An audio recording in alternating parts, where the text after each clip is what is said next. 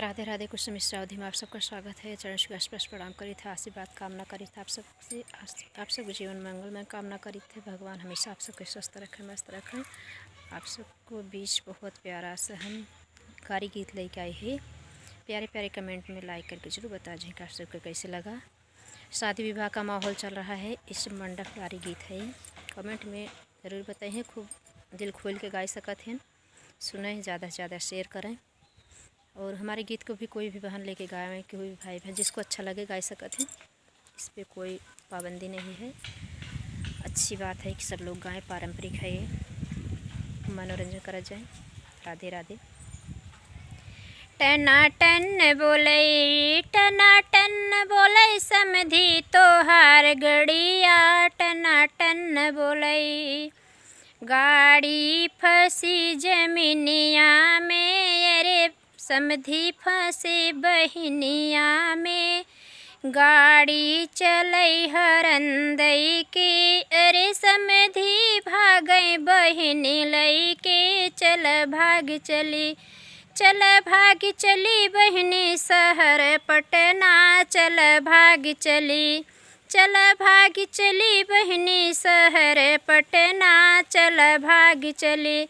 टनाटन बोले टनाटन बोले समधी तोहार गड़िया, टनाटन बोले गाड़ी फंसी जमीनिया में, अरे अगुआ फंसे बहनिया में।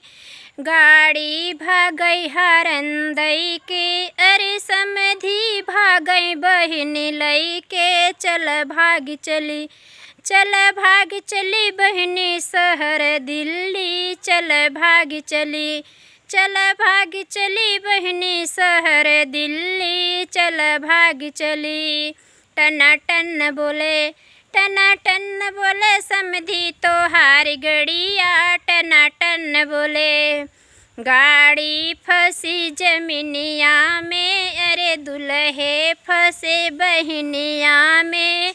गाड़ी भागे हरंदई के, अरे दुल्हे भागे बहनी लई के। चल भाग चली, चल भाग चली बहनी शहर बम्बई, चल भाग चली, चल भाग चली बहनी शहर मुंबई, चल भाग चली। टनाटन बोले टनाटन बोले समधी तोहार गड़िया, टनाटन बोले गाड़ी फंसी जमीनिया में, अरे कुलबरती है फंसे बहनिया में। गाड़ी भागई हरंदई के, कुलबरती है भागई बहनी लई के। चल भाग चली, चल भाग चली बहनी शहर गुजरात, चल भाग चली, चल भाग चली बहनी शहर गुजरात, चल भाग चली, चल भाग चली बहनी शहर गुजरात, चल भाग चली। टनाटन बोले समधी तोहार गड़िया, टनाटन बोले टनाटन बोले समधी तोहार गड़िया, टनाटन बोले गाड़ी फंसी जमीनिया में, अरे जिठवा फंसे बहनिया में। गाड़ी भागई हरंदई के, अरे जिठवा भागई बहनी लई के। चल भाग चली, चल भाग चली बहनी शहर नैनी, चल भाग चली, चल भाग चली बहनी शहर नैनी, चल भाग चली।